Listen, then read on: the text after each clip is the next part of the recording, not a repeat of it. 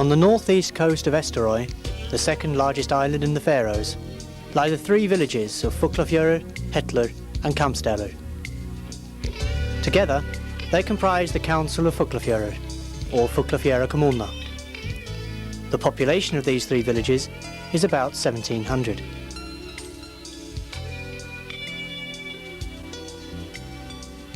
The actual village of Fuglafjørður, the largest of the three, lies at the end of a long fjord and is well protected on all sides by a ring of mountains, the highest being nearly 800 metres.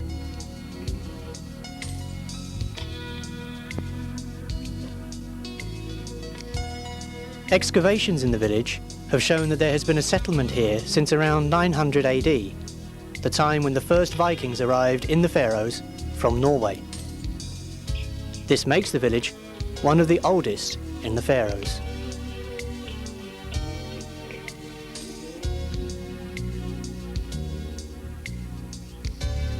In 1801, at the first Faroese census, there were 128 people in the village. The land around Fuglafjørður could not support any more.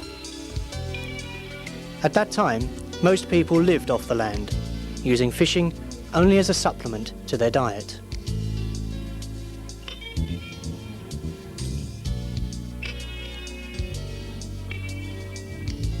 This situation changed around the beginning of this century, when the Faroese started to fish off Iceland, Greenland and Newfoundland.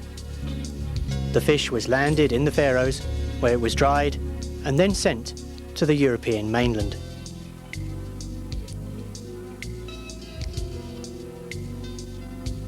Gradually, fishing became the main industry on the islands, and in 1914 the first quay in the northern part of the Faroes was built in Fuglafjørður. Since then, the quay has been extended to its present length of about 750 metres. Annually, about 1,500 boats dock in Fuglafjørður. The village is not only easy to reach from the sea. The road network to and from the village is well developed, and all the villages on Eysturoy and Streymoy, the largest island in the Faroes, are accessible by car. This includes the capital, Tórshavn, which is just over an hour away. The road network in the village itself is of an equally high standard. But Fuglafjørður is not only about fish. The service sector, with banks, post office, restaurants, shops and administration offices, is also well represented. The Faroes are fairly well known for their restrictive alcohol laws, though these are about to be liberalised. Nevertheless, a so-called beer club is to be found in Fuglafjørður. The school in the village has 450 pupils. There is also a council-run kindergarten. Fuglafjørður has a rich communal life, from music and drama to union work, the Senior Citizens Club and various church activities. The Fuglafjørður Girls' Choir is one of the best known and most popular on the islands.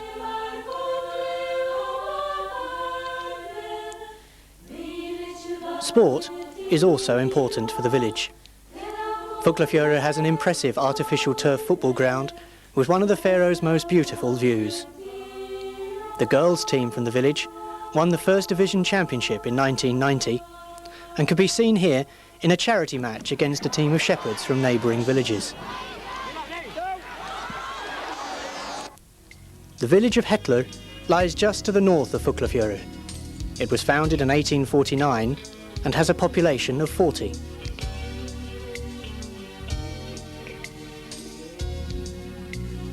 The third village in the council, Kambsdalur, is the youngest in the Faroes, the first house being built in 1985. Since then, it has grown rapidly. Kambsdalur is not just houses. There is also an industrial estate, a sports hall for the surrounding villages, and a newly built business school. A new high school for the northern part of the Faroes is also under construction here.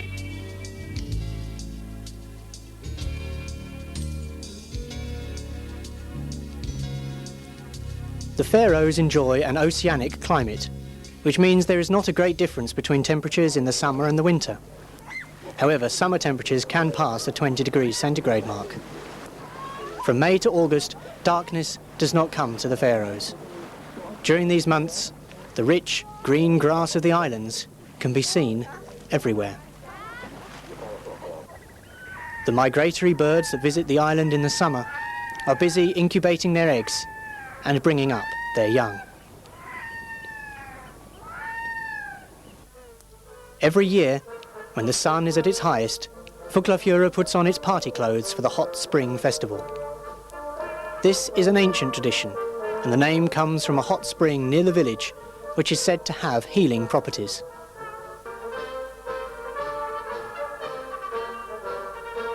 People come from far and wide for the festival, especially for the high point, the rowing competition. Crews of young men and women battle it out for the honour of their village. Competitions are held in various boat classes, and teams come from all over the islands. The winners are presented with medals after the various races, which are broadcast live by Faroese radio.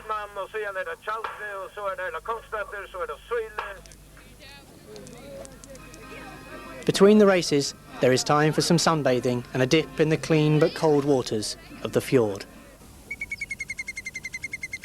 July is the time for haymaking to provide fodder for the sheep during the winter months. In the autumn, the sheep are brought down from their summer pastures in the hills. This is a time-consuming job and involves a large number of people, as the sheep are often high up the mountains. The sheep to be slaughtered are separated from the rest, which are vaccinated and then allowed to roam in the surrounding grassland in order that food can be easily provided for them.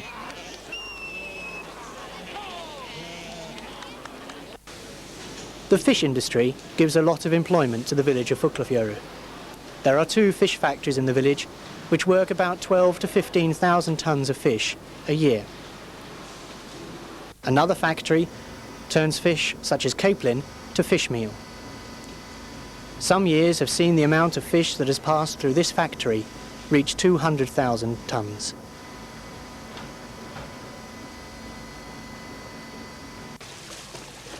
Fuglafjørður also produces about 10 to 15,000 tonnes of food for the extensive fish breeding in the islands.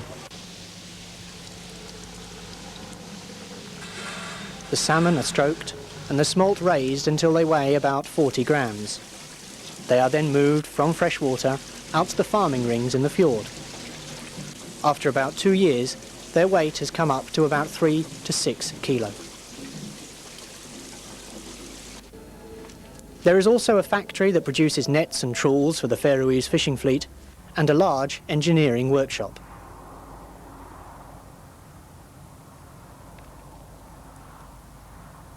Over the past few years, Fuglafjørður has produced about 20% of the Faroes' total export. Not a bad achievement for a council containing only 3.8% of the island's population. But Fuglafjørður is not just outward-looking in terms of export. The natural friendliness of the villagers is shown in the importance that twinning arrangements with Aalborg in Denmark, Selfoss in Iceland and Ilulissat in Greenland have for the council and the villagers.